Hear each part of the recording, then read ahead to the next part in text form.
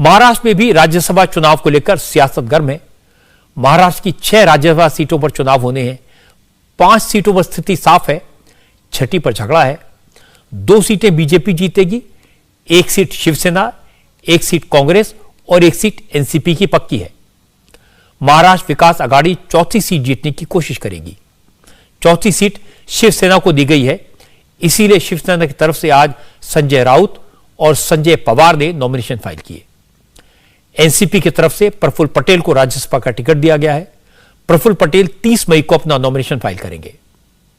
राज्यसभा के इलेक्शन में शिवसेना के लिए मुश्किल पैदा यह है कि संभाजी भोसले खड़े हो गए हैं। शिवाजी महाराज के वंशज संभाजी भोसले ने निर्दलीय उम्मीदवार के तौर पर राज्यसभा का इलेक्शन लड़ने का ऐलान कर दिया, लेकिन शिवसेना का कहना है जिसको जो करना है करे, शिवसेना के दोनों उम्मीदवार चुनाव जरूर जीतेंगे। शिवसेना के 2 उम्मीदवार, एक मैं हूँ और हमारे संजय पवार है। दोनों ने नॉमिनेशन फाइल किया है और दोनों जगह पर शिवसेना की जीत होगी। अब सेना भले ही दावा कर रही हो कि दोनों सीट जीत जाएगी, लेकिन शिवसेना के लिए दूसरी सीट जीतना मुश्किल क्यों हो सकता है, यह समझने की जरूरत है। महाराष्ट्र असेंबली में कुल 288 सीटें हैं, लेकिन फिलहाल असेंबली में 287 मेंबर हैं। 6 सीटों का चुनाव है। 1 सीट जीतने के लिए 42 वोटों की जरूरत होगी। बीजेपी के पास अपने 106, दूसरे सहयोगी दलों के 7, कुल मिलाकर 113 विधायक हैं जिनका सपोर्ट है। यानी बीजेपी 2 सीटें तो आसानी से जीतेगी, उसके बाद भी बीजेपी के पास 29 वोट बच जाएंगे। तीसरी सीट जीतने के लिए बीजेपी को 13 विधायकों के वोट की जरूरत होगी, जबकि महाराष्ट्र विकास आघाड़ी के पास कुल 169 विधायकों का सपोर्ट है। इस हिसाब से महाराष्ट्र विकास आघाड़ी के 4 उम्मीदवार जीत सकते हैं।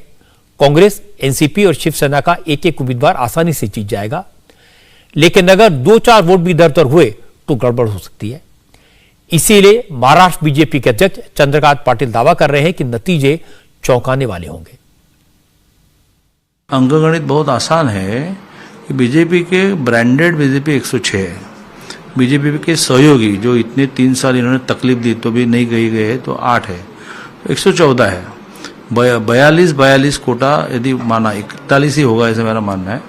42 कोटा हुआ तो 84 जाने के बाद फिर ये 16 और ये 14 30 बनते, तो हमको चाहिए कितने 12। इनको कितने चाहिए, तो इनके सारे बड़े नेता हैं वो 45 के नीचे लेंगे नहीं, तो पहले कांग्रेस कहेगी हमारे 44 ही है तो हमको 1 2 तो खत्म बात।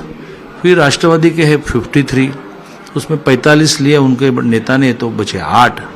फिर शिवसेना के बड़े नेता ने लिए 45 से बचे 10, उनके 18 बचते हैं, हमारे 30 बचते हैं। हाँ, फिर 18 में वो जैसे हमने सहयोगी जोड़ा तो वो भी जोड़ेंगे, तो देखते हैं, क्योंकि जो सहयोगी है वो तो देवेंद्र जी से भी जुड़े हैं ना।